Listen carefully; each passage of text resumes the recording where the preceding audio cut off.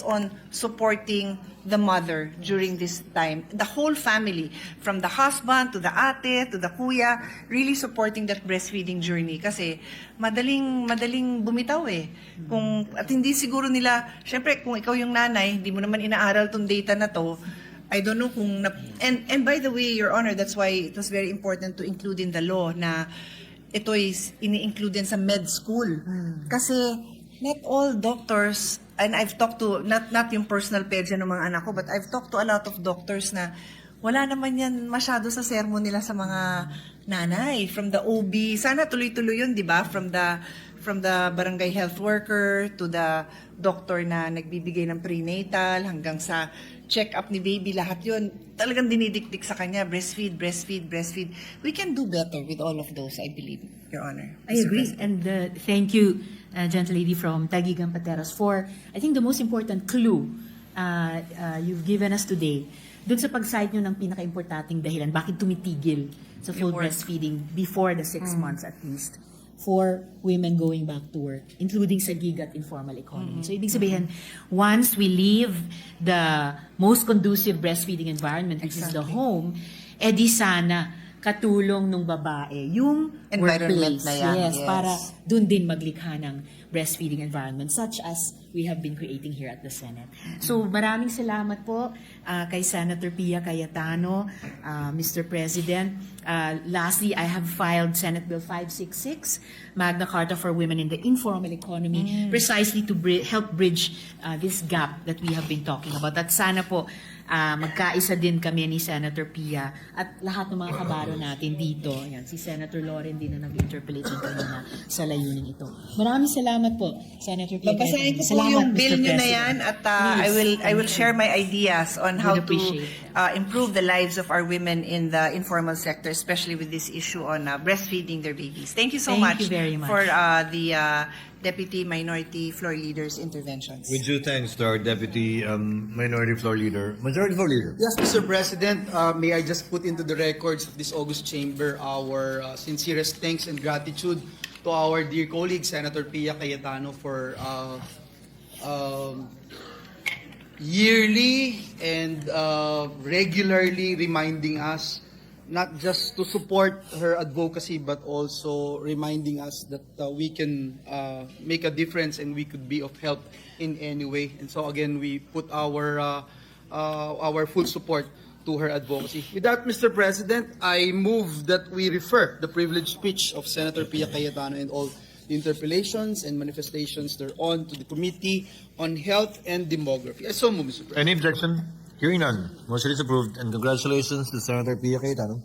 Thank you, Mr. President. Mr. President, this juncture, I move that we proceed with additional reference of business. Any objection? Hearing none. Secretary is directed to comply. Second additional reference of business resolutions. Proposed Resolution 75, directing the proper Senate Committee to conduct an inquiry into the surge of leptospirosis cases in flood-prone areas and to recommend measures for the identification and mapping of barangays with high infection rates, for the targeted and efficient distribution of mobile clinics, prophylaxis, and other preventive interventions in this area, Senator Tulfo R. To the Committee on Health and Demography.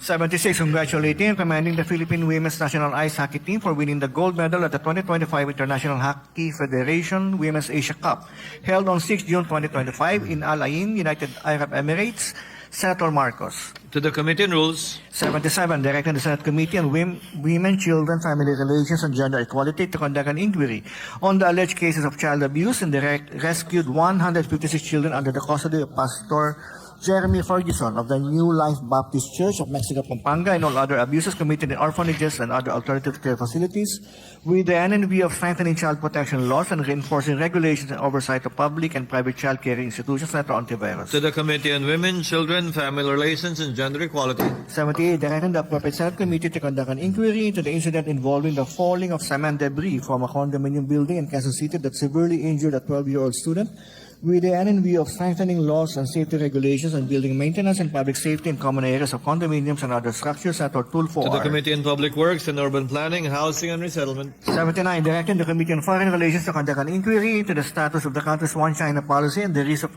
and obligations that such policy may entail. Senator Marcos. To the Committee on Foreign Relations. 80. Congratulating and giving due recognition to young athlete Zach Guico for his outstanding performance in the U.S. Kids World Golf Championships, capturing first place in the Boys 7 Years Division. Senator Aquino. To the Committee on Rules. 81. Directing the appropriate Senate Committee to conduct an inquiry into the alleged corrupt practices and anomalies involving certain officials of the NBI, particularly on issues concerning illegal searches and seizures, the disappearance and misuse of seized items, and unlawful detention. Senator Marcos. To the Committee on Accountability of Public Officers and Investigations. Majority Floor Leader. Yes, Mr. President. Mr. President, at this juncture, I move that we consider and adopt proposed Senate Resolution number 32. This is the resolution congratulating Mark Magnifico Magsayo for his hard-won victory, claiming the World Boxing Council Continental America's Super Featherweight title. So move, Mr. President. Any objection?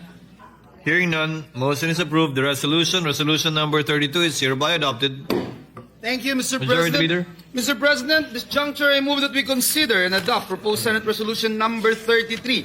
This is the resolution commending and congratulating Yumir Marshall for his recent boxing victory. I so move, Mr. President. Any objection?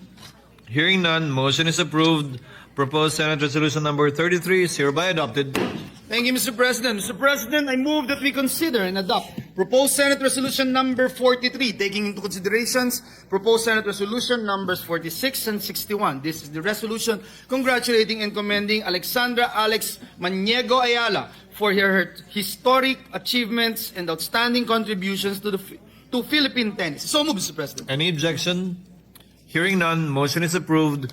Proposed Senate Resolution number 43, taking into consideration proposed Senate Resolution numbers 46 and 61 is hereby adopted. Mr. President, I move that we consider and adopt proposed Senate Resolution number 45. This is the resolution commending and congratulating Alas Pilipinas, the national women's volleyball team, for winning the silver medal in the 2025 Asian Volleyball Confederation, AVC Women's Nations Cup, marking the country's best finish in the Asian level tournament in 64 years. I so move, Mr. President. Any objection? Hearing none, proposed Senate Resolution number 45 is hereby adopted. Mr. President, at this juncture, I move that we consider and adopt proposed Senate Resolution number 47, taking into consideration proposed Senate Resolution number 73. This is the resolution commending and congratulating Filipino pool player Carlo Biado for winning the 2025 World Pool Championship held from 21 to 26 of July 2025 in Jeddah, Kingdom of Saudi Arabia, and becoming the first Filipino to win the prestigious title twice. I so move, Mr. President. Is there any objection? Hearing none, the resolution is here. Proposed Senate Resolution number 47, taking into consideration proposed Senate Resolution number 73 is hereby adopted. Thank you, Mr. President. Mr. President, I move that we consider and adopt proposed Senate Resolution number 48, taking into consideration proposed Senate Resolution number 56. This is the resolution commending and congratulating Strong Group Philippines basketball team for winning the championship in the 44th William Jones Cup men's tournament held from 12 to 20 of July 2025 in New Taipei City, Taiwan. So move, Mr. President. Any objection? Hearing none, proposed Senate Resolution number 48, taking into consideration proposed Senate Resolution number 56 is hereby adopted. Thank you, Mr. President. Mr. President, I move that we consider and adopt proposed Senate Resolution number 57. This is the resolution commending and congratulating the Philippine Under-16 Boys National Football Team for their historic and triumphant victory in securing the championship title at the 29th Lion City Cup held in Singapore. So move, Mr. President. Is there any objection? Hearing none, proposed Senate Resolution number 57 is hereby adopted. Thank you, Mr. President. Mr. President, I move that we consider and adopt proposed Senate Resolution number 58. This is the resolution commending and congratulating the Philippine men's curling team for winning the gold medal at the Asian Winter Games held in Harbin, China. So move, Mr. President. Any objection? Hearing none, proposed Senate Resolution number 58 is hereby adopted. Thank you very much, Mr. President. At this juncture, I move that we consider and adopt proposed Senate Resolution number 59. This is the resolution commending and congratulating Corion Cream for winning the World Championship title in the Open Division of the 2025 World Supremacy Battlegrounds in Dubai. So move, Mr. President. Any objection?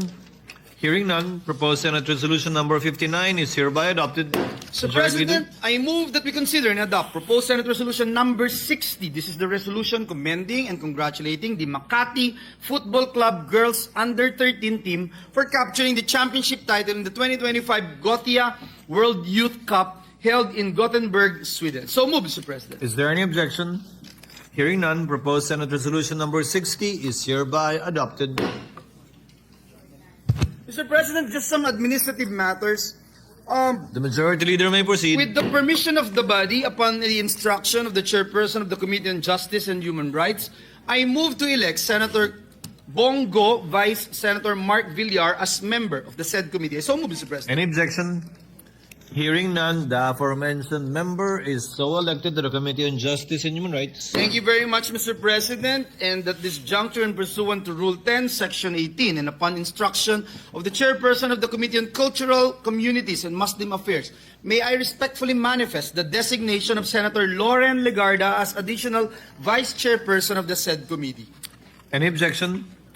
Hearing none, Senator Legarda is so designated to the Committee on Cultural Communities and Muslim Affairs.